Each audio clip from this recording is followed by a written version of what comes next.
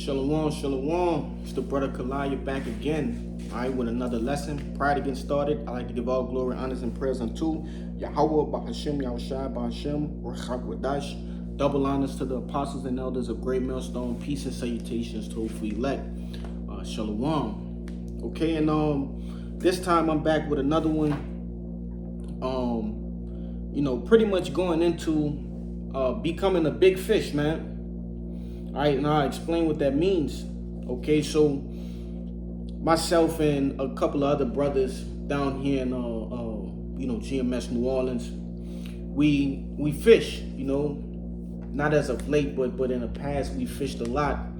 And one common thing that we agree upon and understand about fishing is what the big fish are never easy to catch, and they're always just out of your reach, man. You have to go the extra mile to basically catch the big fish. You got to bring, a certain type of pole, okay? Because you won't be able to catch a big fish on standard poles, and I'm talking about those record-setting fish, all right? And you have to make yourself one of those record-setting fish, all right? In this truth, in this ministry, man, all right? These fish are not easily captured, okay? A lot of fishermen would tell you that these fish actually know, what boats sound like, right? They know when it looks like food, but it's actually bait with a hook and a line attached to the end. These fish are smart. They're smart.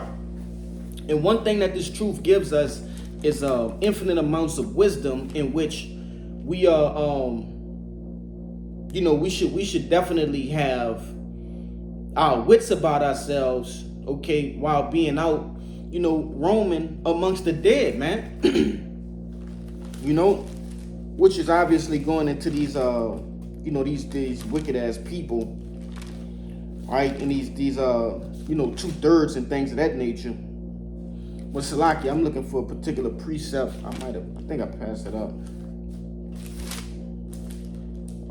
Where we at?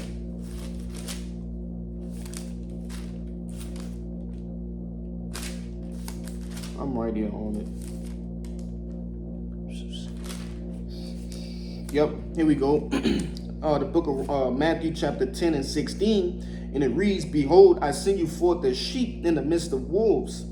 Be ye therefore wise as serpents and harmless as doves." And ultimately, the objective for the big fish is to not get caught, right? When you look at a fisherman and just ask a fisherman, most of the time he's gonna catch medium to small size fish, all right? Sometimes he'll catch large fish, but I'm talking about those big fish, man. Those like I said, record-breaking fish. You need to become one of those, all right, in this truth of ours, man. Okay? Because our adversary, the devil, is constantly fishing to get the elect, man. You see? He's constantly fishing. He's constantly poking. He's constantly probing to see what your weaknesses are. And like I said, in like manner, me as a fisherman, to catch a big fish, I'm trying different hooks. I'm upgrading my thread, my line, right? I'm getting braided line. I'm getting spider line, which is a particular brand of line that's good for landing big fish. Okay? I'm trying out different baits. I'm also trying different little, how could I say, remedies, right? You brothers that fish, you know what I'm talking about. Putting actual, Kool-Aid, on whatever bait it is to get that scent out, coffee, things of that nature. And these are just little tricks that I've learned, from different other fishermen. And these sorts of things are to bait in the big fish, trying different baits, different lures, and it's ultimately to get that big fish, man, to get the big one. So that just had me thinking, you got to be that big fish, man. The big fish, they're always under some sort of cover. They're not really seen as much, okay? Every so often, in one particular brother, the brother Deshaya from down here, GMS New Orleans, man, we were fishing at 2 o'clock, and I mean, like a 5-foot alligator gar. If you brothers don't know what that is, you brothers and sisters don't know what that is, man, go search it up. But it was like a 5-foot alligator gar. He came out, and that was the last time we seen that joker. Never seen him before, and we probably will never ever see him again. But nevertheless, being that big fish goes into your longevity in this truth. Okay, what are you doing to actually stay up under the radar and to avoid, situations that could compromise, okay, your walk in this truth, man. So nevertheless, this is the book of St. Luke, chapter 22 and 31, and it reads, and the Lord said, this is red letters, Simon, Simon, behold, Satan hath desired to have you, that he may sift you as wheat, but I have prayed for thee, that thy faith fail not, and when thou art converted, strengthen thy brethren. And that's what it is, man. A fisherman don't come out to fish for the smallest fish. He's always hoping to get that big one. Okay? He's always hoping. I've never seen a fisherman go out and say, yeah, I'm going out today and I want to catch the smallest fish I can possibly catch. It's always the opposite. He wants to catch the biggest fish he can possibly catch. But like I said, it's not that often that you catch one of those, man. Okay? So, in like manner, we have to understand, as being that big fish, that there is a fisherman out there, and he has the capability of catching you. You just have to use your knowledge, wisdom, and understanding that the Lord have given unto you to avoid the signs, okay, that pole is in the water, that's fake bait. You see? That's not, food. All right? And then let's say, for instance, okay, popping out. Jake, which we said down here, popping out, going here, going there. Yeah, it's cool every blue moon. And some brothers do it more frequently than others. And that's fine, man. But understanding what's good for you and what ain't, that's key. Okay? This is the book of Sirach, chapter 37 and 27, and it reads, my son, prove thy soul in thy life, and see what is evil for it, and give not that unto it. For all things are not profitable for all men, neither hath every soul pleasure in everything.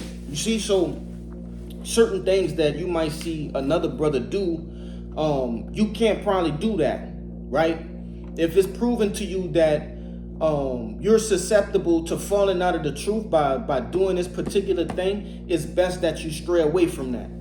All right, because that brother might be able to handle whatever it is, that action, he might can handle that, Oh, yeah, that just made me think of another one real quick. Real quick.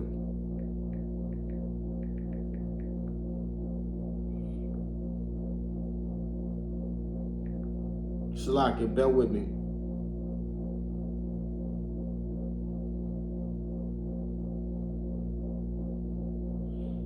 Oh, yeah.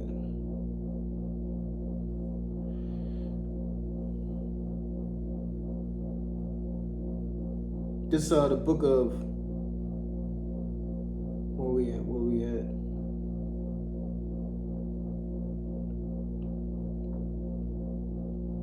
Yeah, this the book of 1 Corinthians 1 and 12, and it says, all things are lawful unto me, but all things are not expedient, right?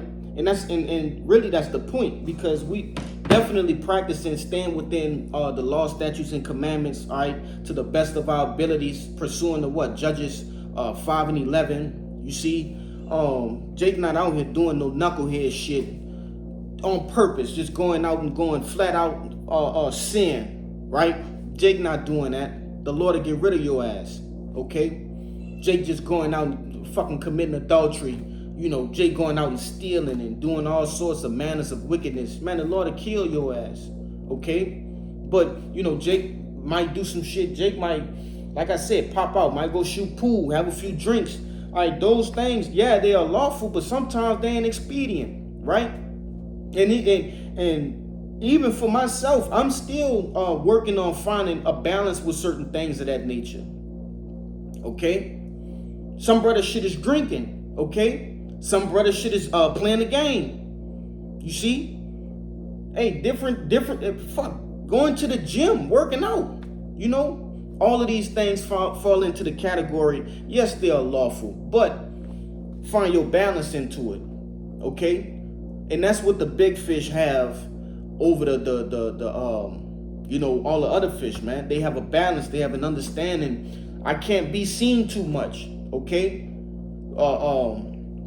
And really, that's with all sorts of different animals. All right, I'm a nature man, and I tune into things like hunting and big game hunting. You don't see the big buck with the big antlers, right, all the time. He's mostly avoiding human contact, right? Same with the, like down here in the South, right, in Louisiana. This is called Sportsman Paradise, so you have a lot of people who come from all over the world to come here and fish, hunt gators, hunt hogs, you know, deer, shit like that. Most of the big game, you're never going to see those deer or like those animals, okay? Because they've learned how to avoid human contact. So what we have to do in this truth is what? Avoid Satan contact, if that's a, you know, a thing or whatever, you know? Just edifying on this particular matter, right?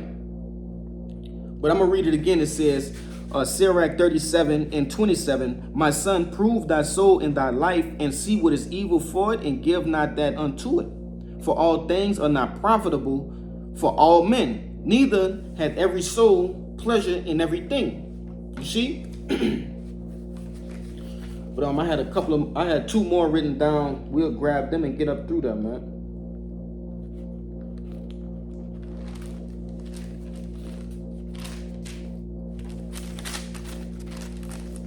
This is the book of 1 Peter chapter 5 and verse 8, and it reads, be sober, be vigilant, because your adversary the devil, as a roaring lion, walketh about, seeing whom he may devour. Okay? That's likened unto that fisherman, man. Hey, Satan is walking around as a roaring lion. Okay? He's just looking, okay, for you know, Jake to slip up. To hell with your average Joe, your average Israelite, okay, a 2/3 just walking about. He want the elect. That's who Satan want.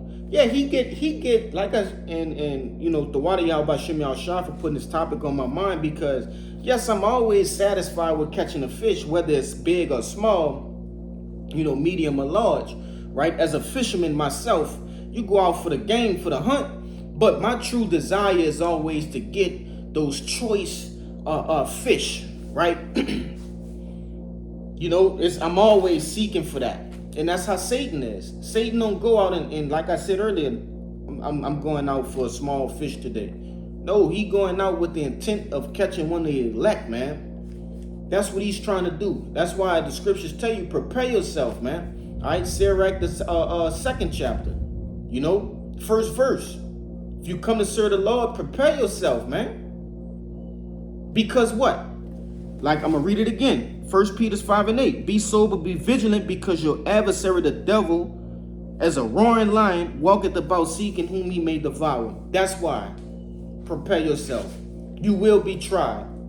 Okay? Sometimes we even get hooked by the fishermen, and by the grace of Yahweh Ba'ashem Yahushai, man, we get off. And that's why we always have to give all glory, honors, and prayers unto Yahweh Ba'ashem Yahushai for having that mercy and letting us off the hook, man. Literally. You see? But I got one more. I'm gonna get this one up through there. Where am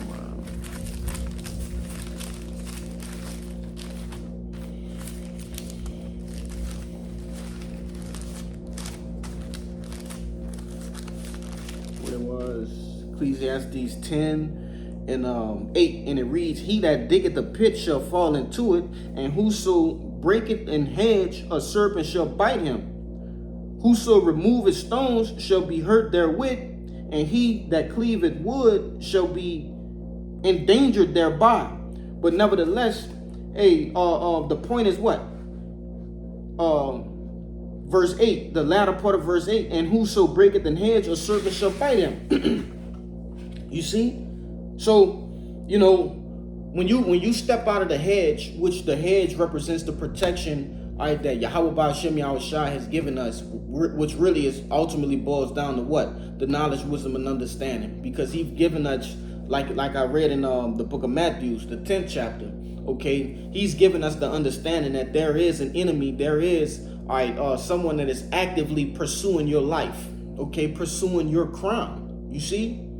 Satan is seeking to take your crown from you, you see? So when you remove yourself from wisdom, now you're susceptible to all of the different avenues that Satan has devised to get in you, man. All right? That's as simple as I can put it, okay? But yeah, that's pretty much, man, that's pretty much the point. You know, Lord willing, the point was made, okay? And before I get out of here, you know, hey, brothers and you sincere sisters that watch and believe, okay? Man, just remember, be that big fish, all right? Stay out of the way, okay? Hey, this world is becoming it's waxing more cold and cold as the days go by. All right, so it really don't make sense to be in a mixture in the midst of things, you know? But nevertheless, I want to give all glory, honors, and prayers unto Yahweh, Bahashem, Yahushai, Bahashem, Rechak Wadash. Double honors to the apostles and elders of Great Millstone. Peace and salutations to those who elect. Shalom, Abba Ball.